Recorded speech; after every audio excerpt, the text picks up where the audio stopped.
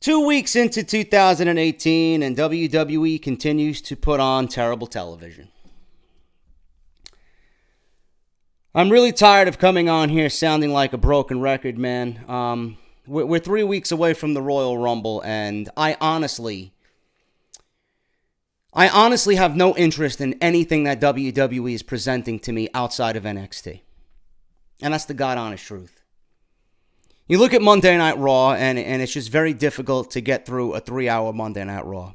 It's always been that way, but with the constant illogical booking and the television show's demeanor as if they don't even care, the continuing of Roman Reigns' push against the fans' wishes, now with The Miz coming back and seemingly reverting right back to the same shit, on top of the Women's Royal Rumble initiative overhyping something because it's a first time ever. They're not pushing the Royal Rumble based on its lineage. They're not pushing the Royal Rumble based on its legacy. They're not pushing the Royal Rumble as every woman for themselves. They're continuing this push of, look at us, we're doing this for the first time ever. It's not what the Rumble is supposed to be about. The Rumble is prestigious. The Rumble is a gateway into Wrestlemania. Cut the political agenda bullshit out. It's about every woman for themselves, fighting for one reason and one reason only: to be a champion.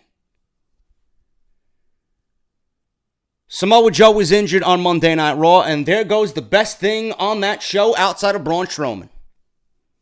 Samoa Joe, apparently, according to sources, is injured because WWE had no other alternative for Samoa Joe. Instead of giving him a promo or the week off, they put him in a match against Rhino. And then he declared his entry into the Royal Rumble. And then WWE seemingly teased a feud or some type of altercation with John Cena inside the Rumble. WWE posted the following on their website, Twitter, wherever the fuck this was. I don't know. During his match, Samoa Joe felt a pop at the bottom of his right foot, explained WWE senior ringside physician Dr. Chris Amon. We took a look and believe he has a plantar fascia rupture, which is a thick tissue rupture under the foot. We will get an MRI to confirm. Treatment includes a period of immobilization in a boot with crutches and platelet-rich plasma injections. Kurt Angle first broke the news on Twitter, saying Joe won the fan vote to Bayley's mixed match challenge partner, in which they were supposed to team up in that Facebook Live only show that WWE is producing next week. Due to the injury, Joe was unable to compete. Elias now will be Bayley's partner. Turns out this is not a work as many hoped. Mike Johnson of PW Insider reports that WWE sources had confirmed that this is a legitimate injury to Joe. It is unclear exactly the nature of the injury, so we will find out more as the weeks go on. It would be absolutely disappointing, not only for Joe, but for us, to see a guy at the height of his WWE run so far, legitimately being the best thing on this show, to see his body of work the last 4 weeks absolutely go to waste because of WWE putting him in an unnecessary match against Rhino. And this is why I always criticize WWE booking. Was there a need to have Samoa Joe go one-on-one with Rhino just for the sake of getting him on the show? He goes from Roman Reigns and the Intercontinental Championship to Rhino the next week. How does that make any sense? Joe could have easily just cut a promo on Roman Reigns and cut a promo on John Cena and do what he does best and not wrestle. The match was unnecessary, and it was a complete waste of time. Now, WWE is stuck without literally the best thing on Monday Night Raw outside of Braun Strowman. Yet I'm supposed to sit here and keep quiet about how the show is good and how they're trying and it's the Rumble. Yeah, please. You want to go listen to somebody like that, go listen to one of these other fucking clowns that wants to ram WWE dick up their ass and hope that they get a job. You come over here for realism. You come over here for logic. I'm not going to be spewing that type of bullshit ever.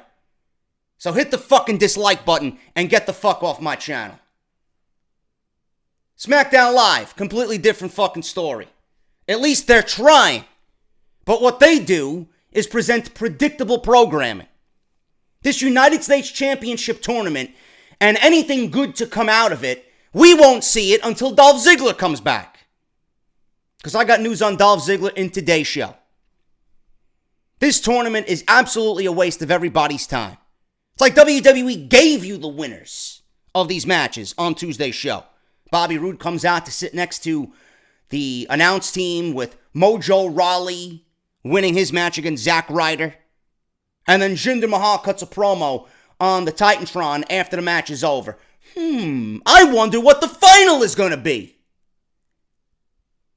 If you wanted to make it interesting, you could have actually made it a lot more interesting by not putting in a loser like Zack Ryder, by putting in someone like Rusev, not putting in a member of a tag team who just fought for the tag team championships. I don't understand WWE's logic with this tournament. It's like they're inviting you to just say, I don't need to watch this show. I know what it's going to be. Rusev Day continues to get over and Rusev Day continues to get buried. I don't understand how this team can be the most over thing on this brand and still get buried by a team that's not even fucking active. A team that's playing dress up with a YouTube series that has not received one shuckle from this viewer. Nah, but I'm supposed to sit here and ultimately say, yeah, at least they're on television, right? At least they have some role on the show. Why? So I can sit here and just continue to waste my Tuesday nights as Tyler Breeze continues to mock the fans about how many houses that he owns and how many cars he has because he's on television? It's beneath Tyler Breeze. Believe me. Other than that, this Shane McMahon, Daniel Bryan, Kevin Owens, Sami Zayn storyline, I want to believe that they're leading to something big. I want to believe that WWE has plans in place. And I'm going to give them the benefit of the doubt. I don't usually do that, but I'm going to give them the benefit of the doubt. But somewhere dwelling in the back of my mind is the typical feeling that I get when I watch WWE programming, one of utter disgust and disappointment. It will happen. If this is not leading to Daniel Bryan returning to the ring to actually wrestle, this has been a waste of everybody's time. Nobody wants to see Daniel Bryan with a hired gun. Nobody wants to see Daniel Bryan in a tag team match where Shane McMahon gets to work most of the match and Daniel Bryan gets to come in and do a yes lock. No, we don't want that. We want to see the Daniel Bryan that wants to go wrestle AJ Styles one-on-one and give us a match for the ages. We want to see Daniel Bryan wrestle the likes of Kevin Owens and Sami Zayn and Shinsuke Nakamura. We want to see Daniel Bryan achieve the heights of success that were unfairly taken from him because WWE forced him to retire. Somewhere in the back of my mind, I truly believe that this was all a political move to take Daniel Bryan away from WWE television so that WWE can push their Roman Reigns initiative. Nobody will convince me otherwise. If WWE has taken this guy off television, yet he's had every doctor in this country say he's cleared to wrestle, but WWE continues to boast about how their medical team is some of the finest physicians on this planet, I'm going to take everybody else in the fucking country over one company's physicians. Because all those people can't be wrong. This is not leading to Daniel Bryan returning to the ring. It's a waste of everybody's time. But I'm going to give them the benefit of the doubt. But just know in the back of everybody's mind, As always with this company, utter disappointment and failure is not close behind. The best thing on WWE television all week was NXT. I said this on my review on Wednesday. What did NXT do differently compared to both Monday Night Raw and SmackDown Live? They did nothing. They did absolutely nothing. Look at what they did from top to bottom on that show. They took Shayna Baszler, who is a monster of a woman, who could easily be the Brock Lesnar of that women's division. They took her, gave her a character, gave her emotion, and they used what she does best in not giving a shit. And they played up to her strengths, and it came off as great television. It came off as you wanting to see more of Shayna Baszler. WWE continues to push Lars Sullivan in a way that will make Vince McMahon very happy. This guy has an unbelievable ceiling. And when I like somebody, I watch them closely. Lars Sullivan is progressing. And I've said it from day one, if you've been watching me. I predict, mark this down, mark the video, Lars Sullivan will be the Braun Strowman of 2018, and I mean that in a way where he's going to be the breakout star of this company. He's got big things ahead of him. They played up to his strengths. Storyline continuation. Who would have thought? They go from one fatal four-way to crown a number one contender for the NXT Championship. They take stories that happened in that match and they play it off and continue it on into the next weeks. Wow, what a fucking concept! Lars Sullivan challenging Killian Dane for TakeOver? I'm all over that, bro. Same thing. Adam Cole feels slighted. Adam Cole came here for one thing and one thing only. The NXT Championship. We all know that Adam Cole got the short end of the stick when Drew McIntyre went down with injury. We all know that. It was supposed to be Adam Cole versus Drew McIntyre. But I think what we're getting now is a little bit better than what we would have gotten then. Because now we got the storyline with Johnny Gargano. Now we got Adam Cole versus Aleister Black. So I ain't looking back on what could have been. I'm looking forward to what we're getting now. And they're playing off with continuing storylines week to week. Adam Cole felt disrespected by what Aleister Black did to him. Adam Cole feels like Aleister Black is the biggest threat in his way to get to the NXT Championship. So what did Adam Cole do? He fucked over Aleister Black's chances at the Tag Team Championship in an impromptu match, beat the shit out of him, and now he's in an Extreme Rules match with Aleister Black at TakeOver Philadelphia. Take my money. What did NXT do outside of what Raw and SmackDown did? Nothing. Nothing. They didn't even try, and they gave you great television. Why? It's because they're using what's right in front of them. They go back and see, what did we do here? How can we continue this? How can we build? Instead of putting Samoa Joe in a fucking match with Rhino, how does that lead to anything? Now, but you want to fill a 3-hour program that goes nowhere, risking injury to your top talent. WWE is all over the place for the Royal Rumble. I am not even excited about the Royal Rumble. That's how I feel. WWE this week, again, missed the boat, and NXT was just on top of their game. I'm looking forward to Philadelphia more than I am the Royal Rumble. I really am. TakeOver. WWE needs to step it up. It's blatantly obvious that they don't care and that they're just waiting to get through the Royal Rumble so they can really build and start planning from plans that happen then towards WrestleMania. It's not the way it should be. WrestleMania should already be mapped out. Plans should be in motion for the next 4 months. WWE comes off as booking week to week, not knowing what to do. It's like they have their hands in the air and they don't give a shit. Oh, well, we'll just worry about next week and then worry about the week after that, and then we'll be at the Rumble, and then we'll take it from there. Meanwhile, NXT is delivering home runs every single week, getting you excited for how a wrestling show should be booked. And this is how a podcast should sound. Real as it gets, with no bullshit or filter behind it. This is Off the Script, episode 204, part number 1 for your January 12th, 2018. Let's hit the intro and let's get on with this week's Off the Script.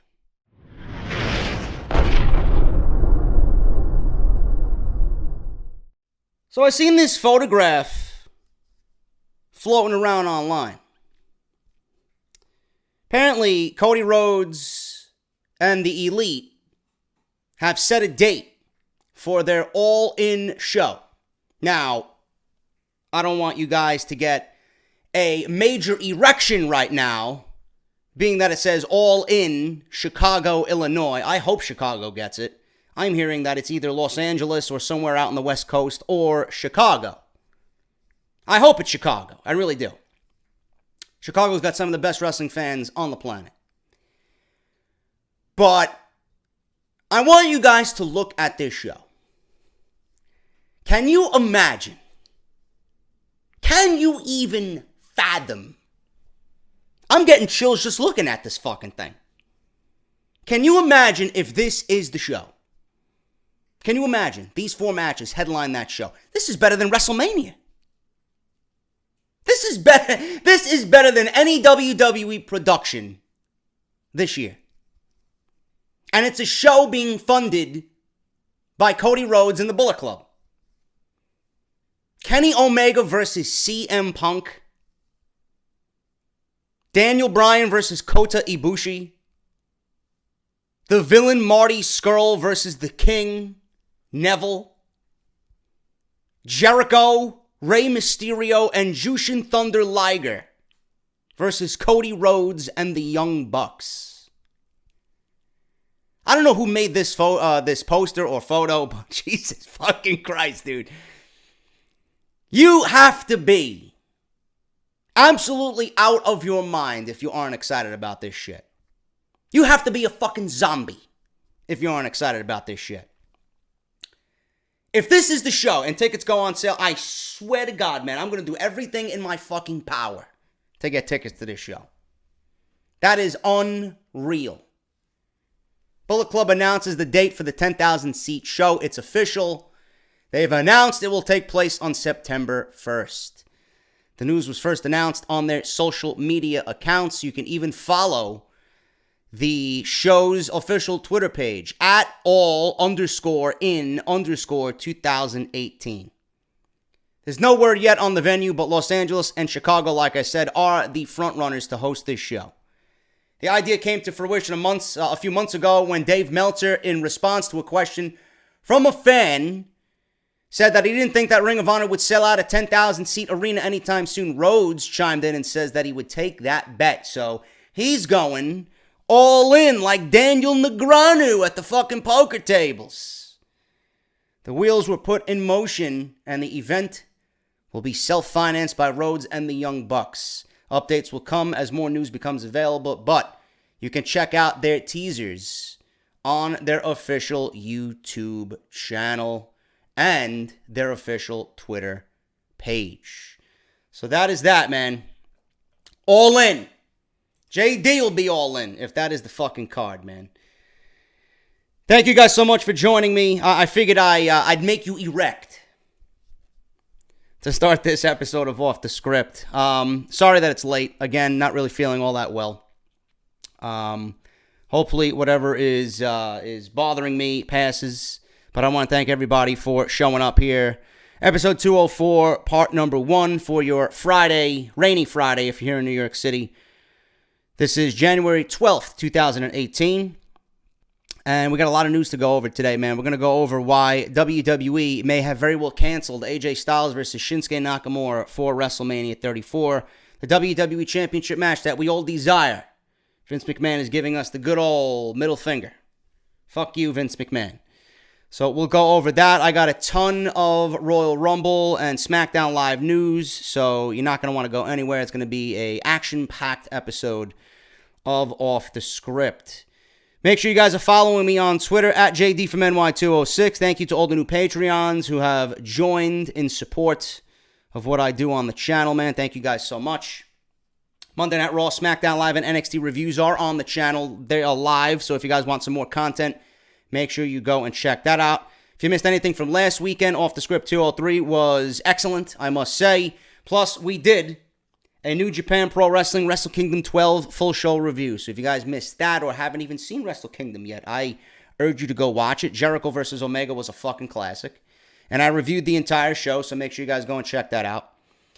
I want to thank everybody for supporting Harry's, man. Harry's is an amazing product, and you guys have come out in full force because I know you like to look good. Your wife likes you to look good. Your girlfriend likes you to look good. You want to feel smooth.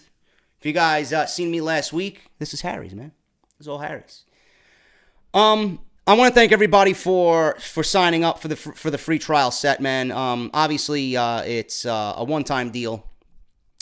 So I want to thank everybody from the bottom of my heart for supporting that cause, man. They are sponsoring the podcast all month long. Harrys.com/script. An amazing product, an amazing razor. You're going to get a razor handle, a razor blade, shave gel, and a razor protection clip and case. So make sure you guys go visit harrys.com/script. All they ask of you to get this free trial set is that you pay the shipping, which is like $2 or $3, but you're getting almost a $15 value in return, man. And you're going to get it immediately. Unfortunately, they do not ship overseas. So I'm sorry for all my overseas fans of Off the Script. Only right now in the United States. But if you guys... I don't know what the hell's going on. My computer's making noises. Apparently something was unplugged. I have no fucking idea. Whatever. I apologize to all my listeners overseas who do not, have this offer extended to them, but I'll see what I can do. I'll see what Harry's can do for future reference for you guys, but it's an amazing product. I use it, and I never stamp my name to anything I do not use. So harrys.com/script for your free trial set. Do it and do it now. I also want to thank everybody over at Audible. Audible is still sponsoring the podcast throughout the year.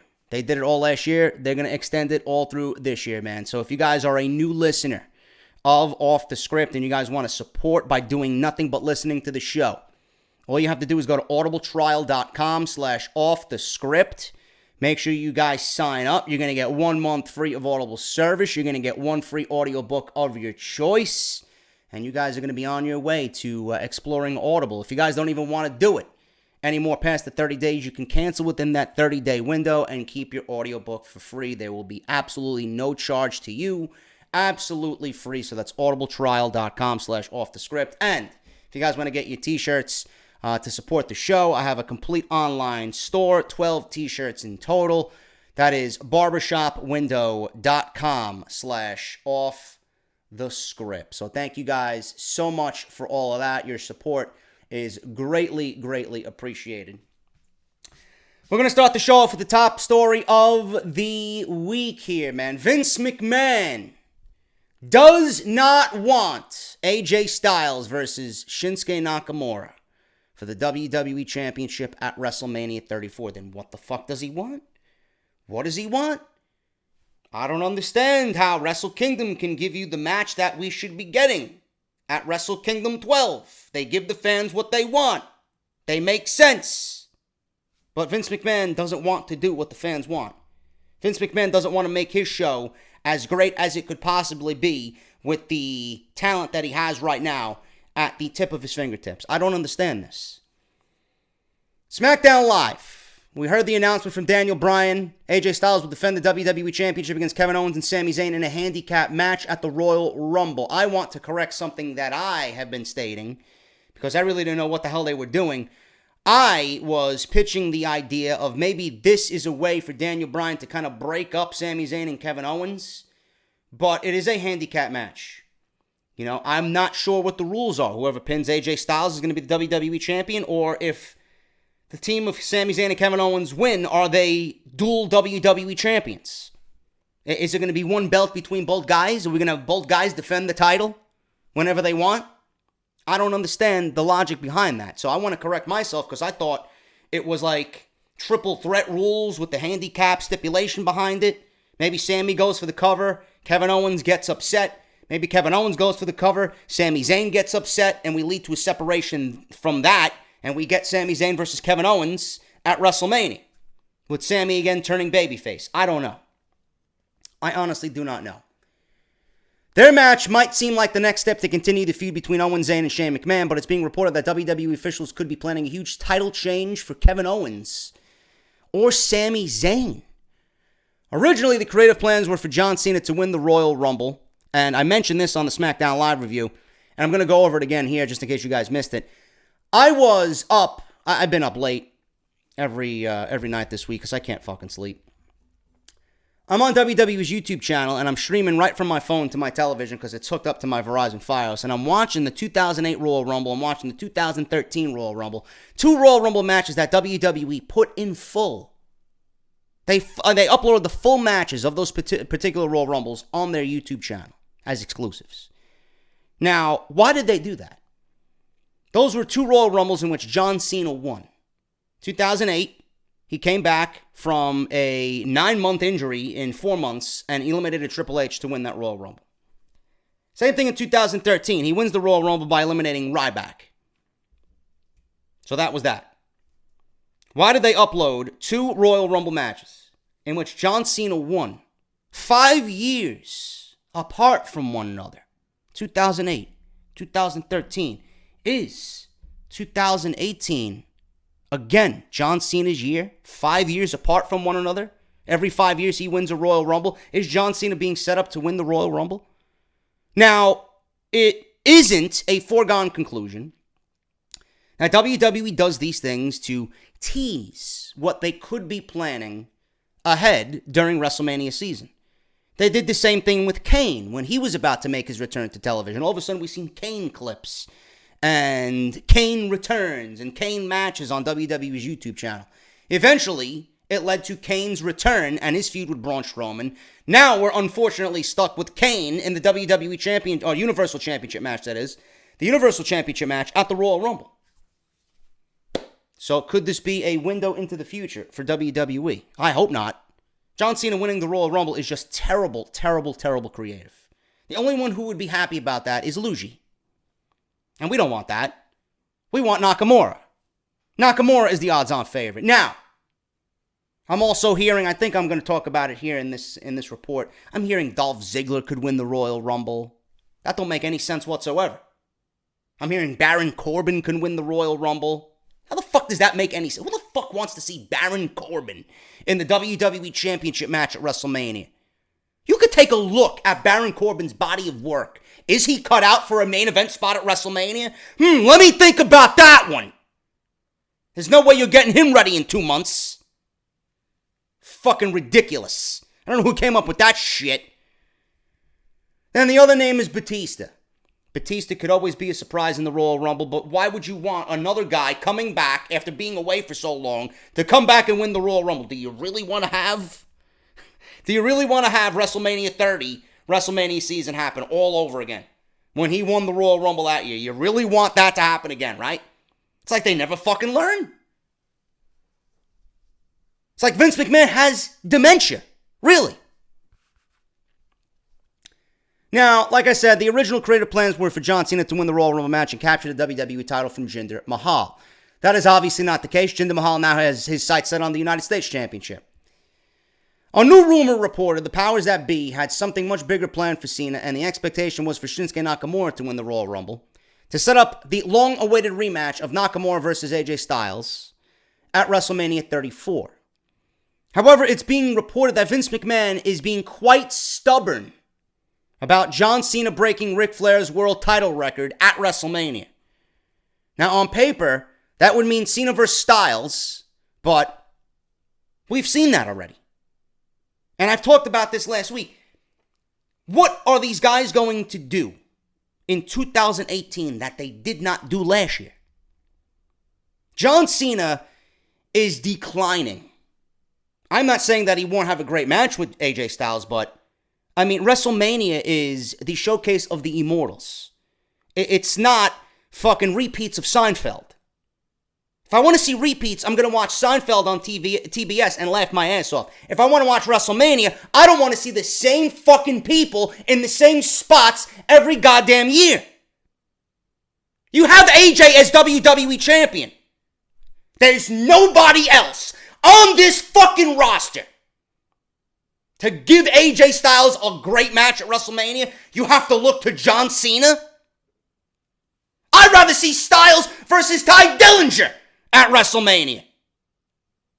I'd rather see AJ Styles versus Apollo Crews at WrestleMania.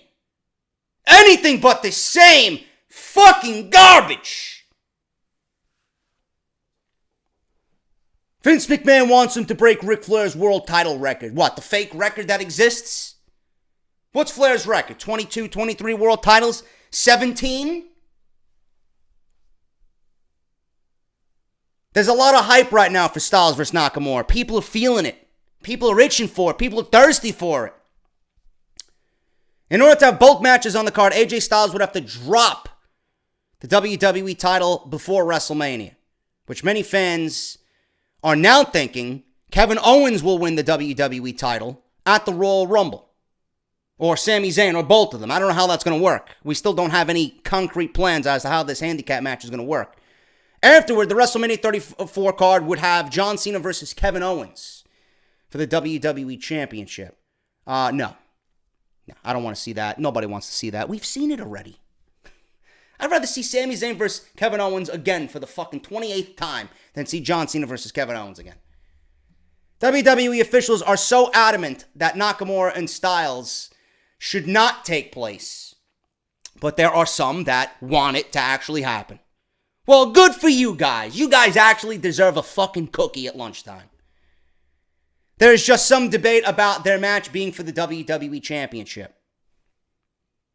Let me think. John Cena again winning the WWE Championship, or someone new who hasn't had the title yet that could present multiple matches with Styles, multiple classics over the year, and it could be an opportunity to turn Bobby Roode heel to feud with a babyface Nakamura. Which road am I gonna take? Come on, man. Yes, it needs to happen for the WWE Championship. Yes. It's WrestleMania. That is the biggest match that you could do out of everybody you have on that roster this year. The biggest match. And I wish WWE would look at Wrestle Kingdom. How could we upstage those guys? There you go. Staring you right in the fucking face. Headlights. As great as a potential WrestleMania match with Owens would be if he's the WWE champion, it's not exactly what most fans had in mind for John Cena's bigger plans. We'll talk about that as well. With the 25th anniversary of Raw coming up soon, the belief is that John Cena's feud for WrestleMania is already confirmed. If you ask Dave Meltzer, he already knows the answer. WWE officials will have their final decisions to make as the Royal Rumble draws closer, but it seems a few big matches are already written in stone. Heading into the handicap match with Styles and Owens and Zayn, the WWE Universe should take the match seriously because there is a possibility that WWE could really pull the trigger here and take the title off of AJ Styles. If Nakamura and AJ Styles does not happen at the Royal Rumble, this is a huge missed opportunity. I don't want to hear anything else about how this company, give them the benefit of the doubt. No. If they don't go through with this is the biggest WrestleMania match that you could present this card, that you could present New Orleans all year. If you do not do it, you're a failure. You've already ruined Nakamura from the Nakamura we've seen in NXT. The guy has done absolutely nothing on Smackdown Live. He's beat Randy Orton. He's beat John Cena. And both of those matches were television matches that presented nothing. They presented nothing. It did nothing for Nakamura. How are you going to have 2 wins over 2 of the biggest guys in this company and have it do nothing for you? I'll tell you why, because they had him in a fucking feud with Jinder Mahal for 3 months, and it went nowhere. They had him pinned clean. Now he's in formulaic tag team main events every fucking week. He was eliminated at the Survivor Series almost in fucking quick fashion. Stayed in there for about 5 minutes, he tangled it up with Triple H, and he got eliminated, just like Bobby Roode got eliminated. What good is he? This guy was brought to SmackDown Live with the biggest fucking hype and fanfare surrounding him, and then all of a sudden he gets to SmackDown Live, and then they don't know what to fucking do with him. How don't you know what to do with him when you have him on the same brand as AJ Styles? You should have built this guy up as an unstoppable fucking king of strong style. Then he gets to win the Royal Rumble. Then we're looking at AJ versus Nakamura. Can AJ overcome Nakamura? I don't understand it. I don't understand. You have AJ Styles as your WWE champion. Just by that alone, you should be thanking the fucking heavens. You know the matches you could get out of AJ Styles with literally anybody on that roster that knows how to fucking work? Come on, man. Do the right thing. And enough of the same shit. WWE plans for AJ Styles in another report at the Royal Rumble. AJ Styles has been the MVP of WWE for 2017. I don't think anybody is going to argue that fact. But last year he was preparing to battle John Cena. He lost the WWE Championship going into the Royal Rumble, or coming out of the Royal Rumble. He was WWE Champion going into Royal Rumble, and he's the WWE Champion going into this year's Royal Rumble.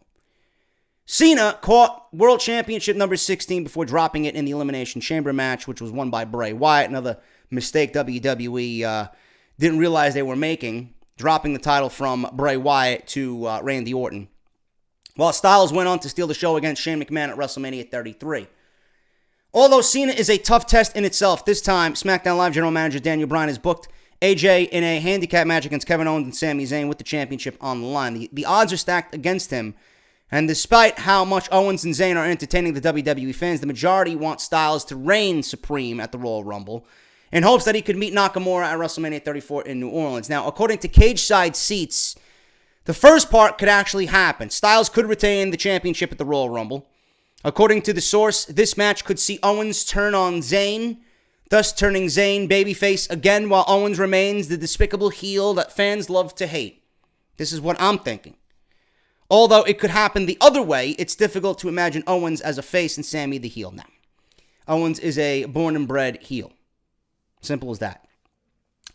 The two shocked the WWE Universe when Zayn helped Owens at the Hell in a Cell event, and have been on the same page ever since. If it happens, it won't really come as a massive shock to anyone. It was expected that they'll break up again anyway because of how good they are opposite each other and how the fans are invested in their storylines and matches. It's a method that worked before NXT, so we could probably expect the same sort of impact in their friendship if it does indeed fall apart again. Plus, fully expect WWE to bring up Owens' history with Jericho and his antics at the Festival of Friendship. It's a good way to explain how he simply cannot be trusted. With WrestleMania 34 right around the corner, the timing couldn't be more perfect. Breaking them up now and having an intense storyline which culminates on the main card of WrestleMania could be incredible for both guys to move forward and move them up the rankings on SmackDown Live. I like that idea better. Cage side seats, you got the fucking right wheels turning, man. That's what needs to happen.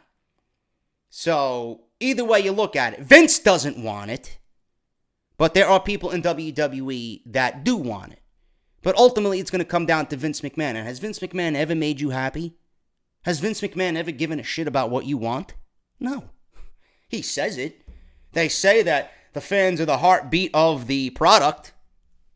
Why isn't Rusev being pushed? Why is Rusev being buried? Why aren't we talking about AJ Styles versus Nakamura? If Nakamura is not the last man standing in the Royal Rumble pointing at that fucking WrestleMania logo in the most cringe-like fashion, I will be disappointed beyond belief. Really. Vince needs to open his fucking eyes, okay? I don't give a shit that there's never been a Japanese WWE champion. I don't give a fuck. I don't care. There's a first time for everything. You want Cena to break the fucking record? It doesn't need to happen at WrestleMania. I am tired of this WrestleMania moment fucking aspect. If you want a big moment, it could happen any day of the year. Winning 17 titles means that you lost it 16 times before that. What type of moment is that? Instead of giving us a fresh match that could ultimately make or break this show, No, you want to give me a fucking generic WrestleMania moment that really nobody's going to fucking look back on 10 years from now. You want a fucking moment? Why don't you give me a match that would make a lifetime moment? Instead of giving me a fucking moment that we're going to forget when WrestleMania 35 comes around. John Cena winning the Royal Rumble. Can you get any fucking lazier? What a terrible fucking creative idea. And I don't mind John Cena. I actually have enjoyed John Cena's work in the later years of his career. But having him win another fucking title reign when we don't even know what the fuck this guy's plans are? Come on. Come on, man. Rusev, major plans for Rusev on Smackdown Live. It looks like former WWE United States Champion Rusev and Rusev Day is paying off, as the company is set to give him quite the big push on Smackdown Live. Oh, really now? I can't tell after what we've seen. For the past several weeks, Rusev has been paired with Aiden English, in which they've been pushing Rusev Day. English sings for Rusev to hype up Rusev Day, and the WWE Universe absolutely loves it. They're one of the most over tag teams on SmackDown Live today. They recently failed to capture the SmackDown Live tag team titles at Clash of Champions and weren't able to lock the number one contendership for the titles either. But nobody should be fearing anything because WWE apparently has big plans for Rusev. According to Dave Meltzer of the Wrestling Observer newsletter, WWE's decision to make the United States title tournament was held to jumpstart Rusev's big push. Rusev isn't in the tournament, so you're probably wondering how this is going to happen. Rusev isn't in the tournament, but is expected the tournament will end with Rusev turning babyface and winning the United States Championship. I don't know how that could be, but I might have an idea. There is also some speculation that Rusev will be working a program with English after he captures the title. For those of you that don't know, the tournament started a few weeks ago after Dolph Ziggler relinquished the United States Championship. Ziggler won the belt in a triple threat match, surprising everybody against Baron Corbin and Bobby Roode at Clash of Champions, but seemingly relinquished the belt after walking out of the company in a storyline angle. And I do commend WWE for keeping Ziggler off not only SmackDown Live. There were reports that he was going to continue working the live shows, but they are keeping him off the live shows as well, as if this guy has completely disappeared off the face of the earth. I enjoy that. I like that. I commend that. I appreciate that. Perhaps when the United States Championship tournament concludes, Ziggler will come back and proclaim that he is the real United States Champion. Shawn Michaels. You know, this is a storyline that occurred several times before in WWE. It's not writing history. You know, they're not writing a brand new fucking novel here with that storyline. But in this instance, I'm going to be perfectly honest with you. I would not mind seeing that whatsoever. I would not mind seeing that at all. Now, how do we get Ziggler and Rusev and guys like that mixed in with the United States Championship? Well, plans for Dolph Ziggler to return to SmackDown Live have been discussed as well. And Dolph Ziggler, as you guys know, and as I just stated, they gave Bobby Roode, Baron Corbin, and Dolph Ziggler a match at Clash of Champions, with Baron Corbin winning the United States, with Ziggler winning the United States Championship from Baron Corbin. I apologize. So then he dropped it the next night on SmackDown Live. It's uncommon for WWE stars to be written off television and not work live events. So like I said, WWE is really playing up the fact that he walked out. It can be frustrating to know as a fan because it kills whatever they are trying to accomplish with storylines on television. Now, they pulled Ziggler from all the live events to sell this angle, and the word is that Ziggler will be back this month at the Royal Rumble or SmackDown Live after the Rumble. He hasn't worked a live event since 12/18 in White Plains, New York. He's also been silent on social media. Good. Now, he will be in the United States title scene when he returns. The rumor going around is that they are going to take the idea that WWE gave Shawn Michaels and Razor Ramon at WrestleMania 10. Shawn Michaels was suspended for, I think, a drug policy violation right before the Survivor Series in 1993. Okay, it was supposed to be Jerry the King Lawler versus Jerry the King Lawler and the Knights versus the Hart family at the Boston Garden, And Jerry the King Lawler, I don't know what happened to him. I think he got into some marital problems. I don't know the whole story with Jerry the King Lawler. So if you guys know, you can leave it down in the comments below. But Shawn Michaels was suspended for a drug policy violation while he was the Intercontinental Champion. So while Michaels was out, they needed somebody as the Intercontinental Champion. They had I believe, a battle royal. And the last two men in the Battle Royal were to fight over the Intercontinental Championship, which ultimately it ended with Razor Ramon versus the Model Rick Martel. Razor Ramon won the Intercontinental Championship from the Model. Well, he didn't win it from the Model, but he won it in the match with the Model. And they built up Michaels' return as he never lost the title. He never lost the title to anybody, so he came back with the original belt that he had. WWE gave Ramon a new Intercontinental Championship. By the time we got to this thing at WrestleMania, we had two champions. So they fought over who the real Intercontinental Champion was, and they both, had belts, and they hung them at WrestleMania 10 in Madison Square Garden. Razor Ramon, we all know the iconic moment where he pulled down both Intercontinental Championships and was proclaimed the undisputed Intercontinental Champion. I think that's what they're going to do here with Dolph Ziggler. Instead of doing one-on-one like they did with Ramon and Michaels, Ziggler's going to come back, and it's going to be a huge scene for the United States Championship. And I mean, Ziggler, Corbin, right? Corbin feels slighted. Ziggler, Corbin, Rude, Jinder Mahal, Rusev, maybe put Ty Dillinger in there. 6 guys. I don't want it to be any more than that, but WWE will probably do fucking 8 or 10 at WrestleMania. Instead of having a Money in the Bank ladder match, which WWE should have never gotten rid of at WrestleMania. I thought that was a WrestleMania staple. It should have never been its own pay-per-view. I would have Money in the Bank at WrestleMania, and I would put King of the Ring in June. That's what I would do. Being that these pay-per-views are 4 fucking hours now, you got more than enough time to conclude a whole single elimination tournament in one night and still build somebody to prominence, which I don't understand. But instead of having Money in the Bank, that's how WWE is going to substitute that this year. I hope it's 6. I just gave you the 6 that I do. I hope it's not 8. I think 8 is too much. But I would not be surprised if WWE loads this thing up, So that's where I think they're going with that. And I honestly think that's the best plan of action here for Dolph Ziggler's return. He comes back wearing the old United States Championship. WWE should have already been, in progress of making a new United States Championship. Ziggler comes back with the old belt, right? Or a new belt. He did leave the old belt. I'm sorry. He did leave the old belt in the middle of the ring. He comes back with a new belt. Ziggler should come back with the new belt. I'm the fucking real champion. Look what I got. And WWE's been, portraying the old belt through this tournament. That's what I would do. And I think that's the best plan of action here to get everybody involved. Make the mid-card on SmackDown Live really good and exciting. But Ziggler's return, man, I like the way that sounds for him. Hopefully it does pay off. Hopefully fans are invested in him when he comes back. Maybe, absence makes the heart grow fonder. I don't know. I hope that's the case for some people that I personally know. But I think that would be a great way to reintroduce Dolph Ziggler to SmackDown Live. And it would bring a spotlight to the United States Championship. It's about fucking time we get some mid-card action on SmackDown Live. And this could be a perfect way, a brilliant way for the United States Championship and Dolph Ziggler's character. Shifting gears here, man.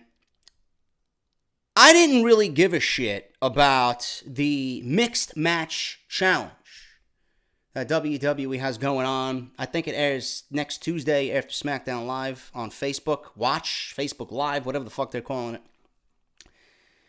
But WWE revealed the brackets for this tournament.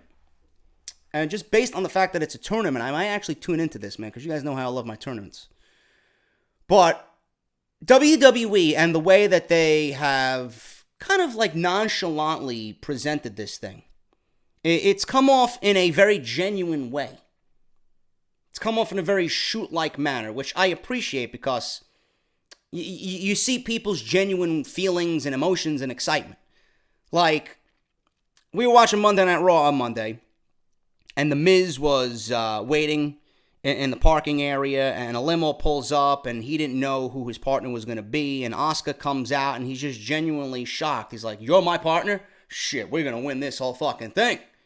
They did the same thing with Alicia Fox and Goldust. Goldust was backstage putting on his makeup, He didn't know who his partner was going to be. They assigned Alicia Fox to go meet her partner. She didn't know it was Goldust. He's behind the curtain. She walks into the curtain, and they hug each other. It's all excitement. Sami Zayn was featured outside with a bunch of fans dressed up in a costume, with a long beard. And Becky Lynch was signing autographs and taking pictures. And Sami Zayn in this outfit goes up to Becky Lynch wanting an autograph. And then he takes off the autograph and says, "I want a tag team partner instead." And then they hug each other. It's really genuine, and I really enjoyed so far what WWE's done with that. So they gave you these brackets, and they set up these teams, and they set up these matches. This is what we're seeing so far as the brackets go. It's going to be Finn Balor and Sasha Banks versus Shinsuke Nakamura and Natalya. Now, I could see Shinsuke Nakamura and Natalya winning that match. Next, we have The Miz and Asuka versus Big E and Carmella. Now, there was a rumor going around. I don't know how truthful this is. If it is, this is the dumbest fucking thing I have heard in fucking eons. If WWE does this. They were contemplating ruining Asuka's undefeated streak during this mixed match challenge. They were contemplating having her take a pin here.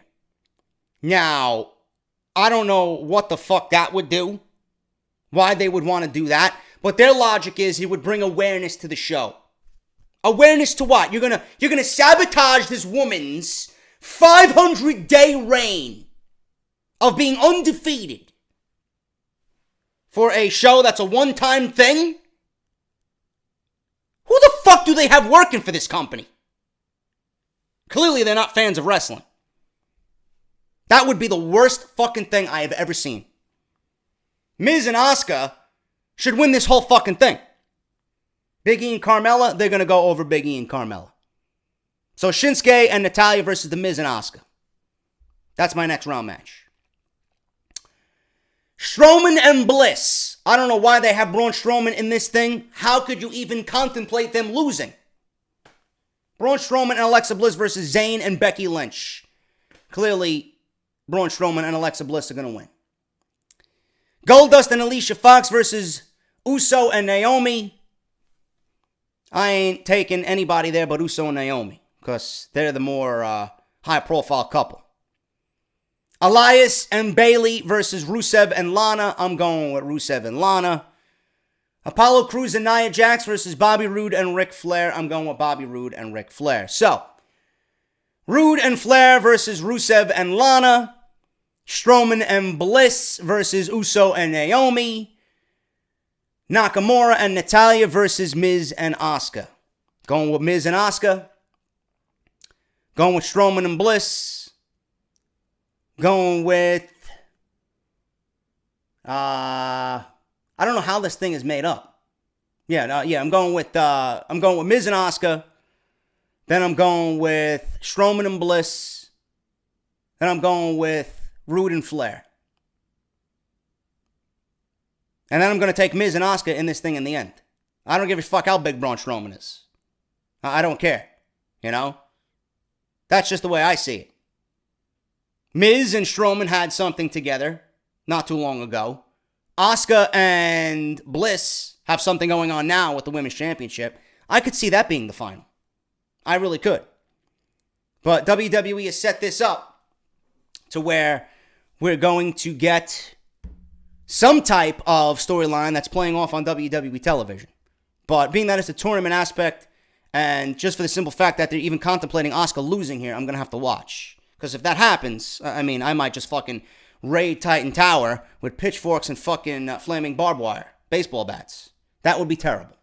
That would be absolutely fucking horrendous. What is absolutely fucking horrendous is Roman Reigns calling himself the biggest name or the best in-ring performer in wrestling today. Kenny Omega had something to speak on that. Kenny Omega was recently interviewed by Bleacher Report. He was asked about the comments that Roman Reigns made several weeks ago on Straight to the Source with Corey Graves.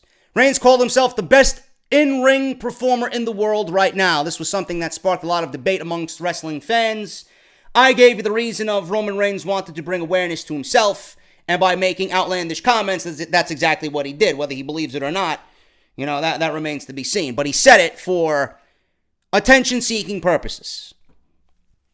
This is what Omega had to say about the comments from Reigns. I don't know if Roman Reigns was put up to saying a comment like that from a social media team or if it was something that he consciously thought of himself.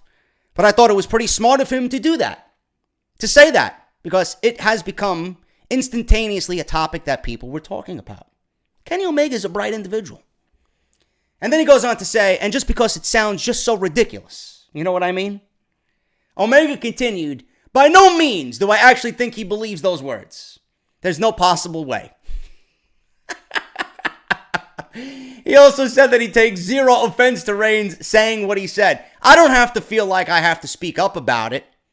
It is what it is, and I understand that it's a fun thing for fans to generate interest in the product. I absolutely take zero offense in him saying that, especially since it's quite clear that the fact of the matter is much, much different. Omega pretty much said that this guy's a fucking idiot without actually saying he's a fucking idiot. Man, oh man. Kenny Omega gotta come to the WWE and just fucking teach everybody a lesson, dude. Seriously. He did sign a contract extension that will take him into 2019. So he is indeed signed with New Japan Pro Wrestling through 2018 and on into 2019. The deal was signed on Tuesday, and it goes through January 31st, 2019. That should put any rumors to rest about all these videos I've seen in my sub box. Is Kenny Omega going to be in the Royal Rumble? Or is Kenny Omega going to be in the Royal Rumble next year? No, he's not. He's not. Another sign that New Japan knew that Omega was staying was that he never put over in his match. That he put over, or he was not put over in his match with Chris Jericho. He put over Chris Jericho instead. I'm sorry. Let me backtrack. I'm reading this all wrong. I think I made a typo here. They knew Omega was staying because he was put over in his match with Chris Jericho. Sorry. I'm a little under the weather, and I'm a little hungry right now. Low on fuel is JD. If they felt like he was leaving, then he would probably lost the title to Jericho if Jericho was going to stick around for at least one more match with Naito. Omega will be a part of the All-In 9-1 show that is being self-financed by Rhodes and the Young Bucks, like we talked about. So it would be difficult for him to sign with WWE, even if he wanted to go there. By all accounts, management is happy with the buzz surrounding Wrestle Kingdom 12, and the show was considered a success in terms of New Japan World buys and ticket sales. A large part of that success was obviously attributed to Omega and Jericho. So that is that for Kenny Omega and New Japan Pro Wrestling. And then Kenny Omega obviously calling Roman Reigns a fucking clown without actually saying the words. Moving on here, man. We have news on Triple H missing SmackDown Live to have dinner with Ronda Rousey. With the Royal Rumble pay-per-view coming up fast, there is sure to be a lot of movement going forward on the road to WrestleMania, and it's probably going to seemingly happen all at once.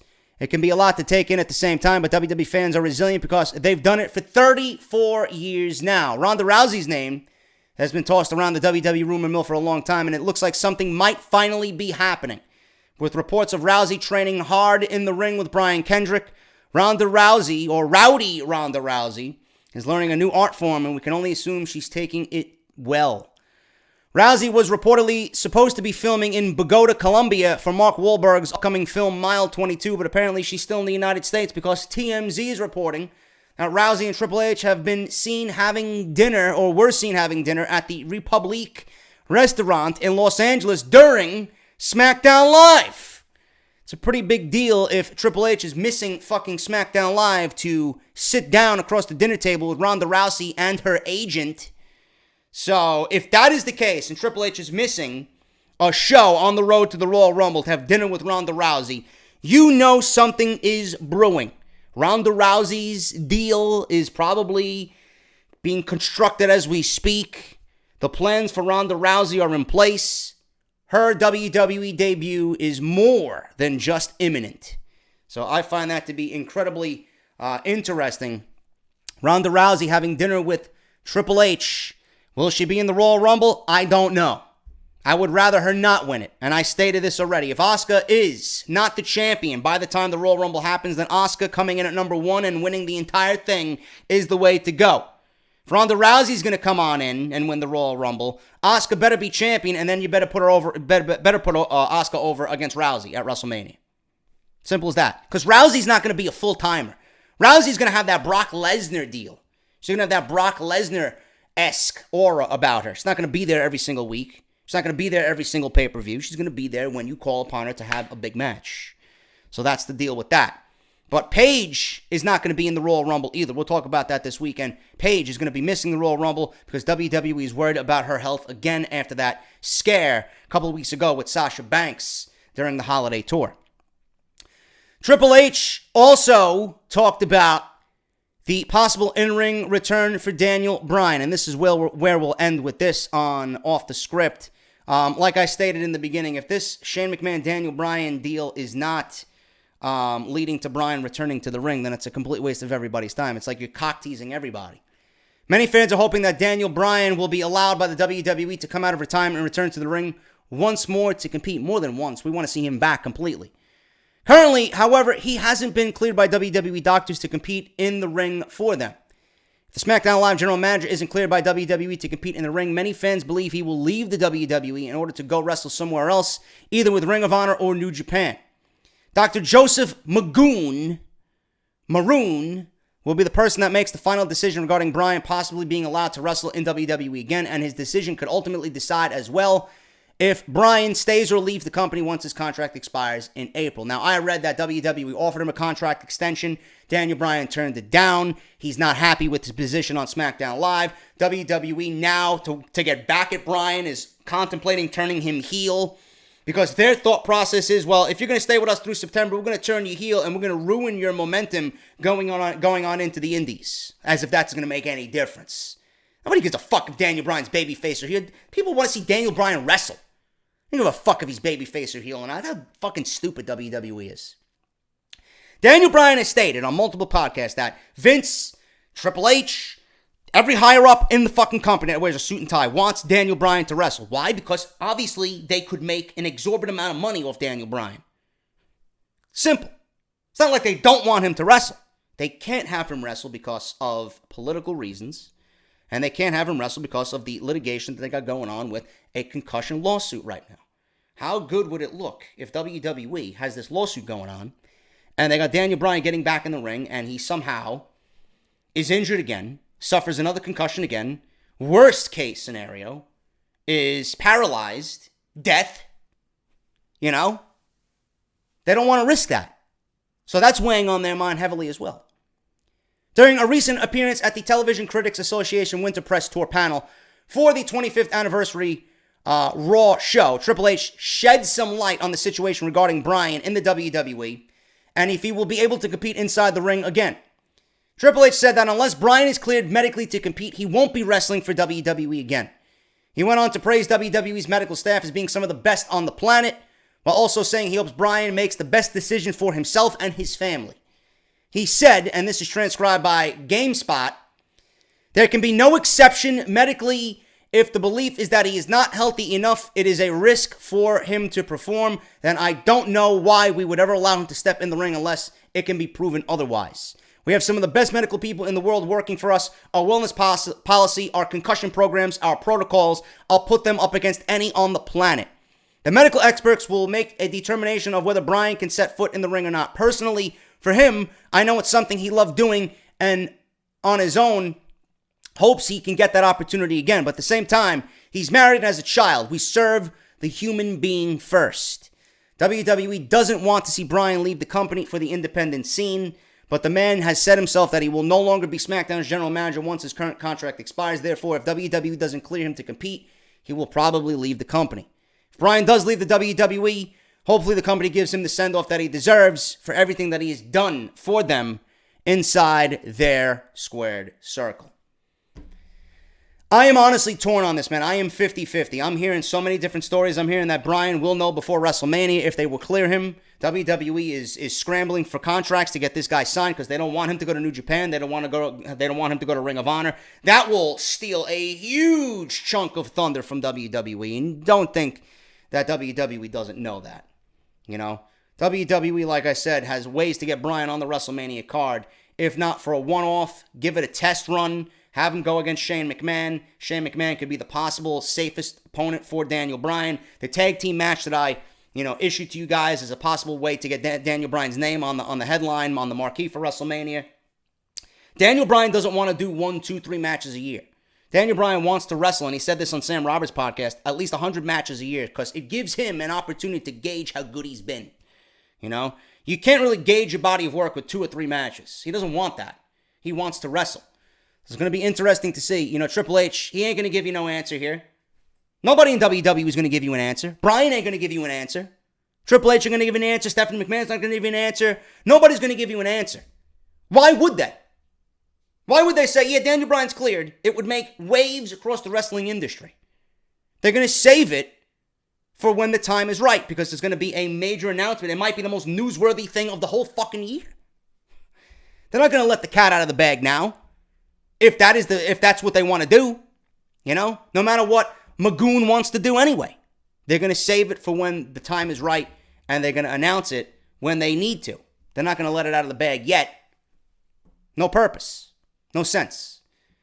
But that is off the script, guys. Thank you guys so much for everything. Hope you enjoyed the video. I will be back tomorrow with more news and rumors. Episode 204, part number 2. We got more news on WrestleMania Royal Rumble season, so stick it with me here. Thank you guys so much. Follow me on Twitter at JDFROMNY206. Hit that subscribe button down below. Harrys.com/script. Audibletrial.com/offthescript. Barbershop Window for your t-shirts. Barbershopwindow.com/offthescript. And Patreon.com/JDFROMNY206. Thank you guys so much. Subscribe to the YouTube channel below, and I will see you guys tomorrow for part 2. I'll talk to you later.